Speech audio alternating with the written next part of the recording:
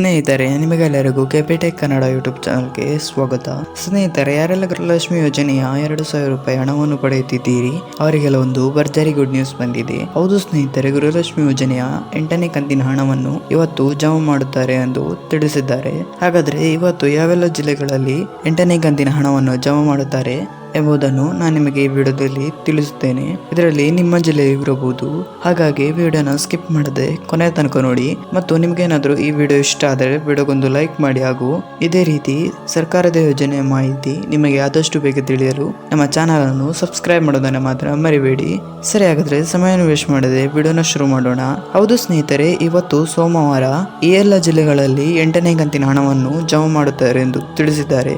ಮತ್ತು ಇದರ ಜೊತೆಗೆ ಕೆಲವರ ಖಾತೆಗೆ ಪೆಂಡಿಂಗ್ ಹಣವನ್ನು ಕೂಡ ಜಮಾ ಮಾಡುತ್ತಾರೆ ಎಂದು ತಿಳಿದು ಬಂದಿದೆ. ಹಾಗಾಗಿ ವಿಡಿಯೋನ ಸ್ಕಿಪ್ ಮಾಡದೆ ಕೊನೆ ತನಕ ನೋಡಿ. ಸರಿ, ಹಾಗಾದರೆ ಇವತ್ತು ಯಾವೆಲ್ಲ ಜಿಲ್ಲೆಗಳಲ್ಲಿ 8ನೇ ಕಂತಿನ ಹಣವನ್ನು ಜಮಾ ಮಾಡುತ್ತಾರೆ ಎಂದು ತಿಳಿಯೋಣ.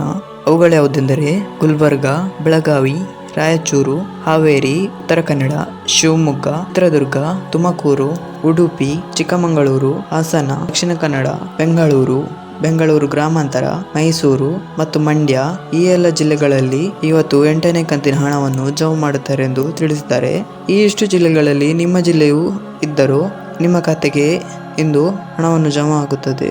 ಸ್ನೇಹಿತರೆ, ಇವತ್ತಿನ ವಿಡಿಯೋದಲ್ಲಿ ಇಷ್ಟೇ. ನಿಮಗೆ ಈ ವಿಡಿಯೋ ಇಷ್ಟ ಆದರೆ ವಿಡಿಯೋಗೊಂದು ಲೈಕ್ ಮಾಡಿ, ಹಾಗೂ ಇದೇ ರೀತಿ ಸರ್ಕಾರದ ಯೋಜನೆ ಮಾಹಿತಿ ನಿಮಗೆ ಆದಷ್ಟು ಬೇಗ ತಿಳಿಯಲು ನಮ್ಮ ಚಾನಲ್ ಅನ್ನು ಸಬ್ಸ್ಕ್ರೈಬ್ ಮಾಡೋದನ್ನು ಮಾತ್ರ ಮರಿಬೇಡಿ. Thank you for watching this video.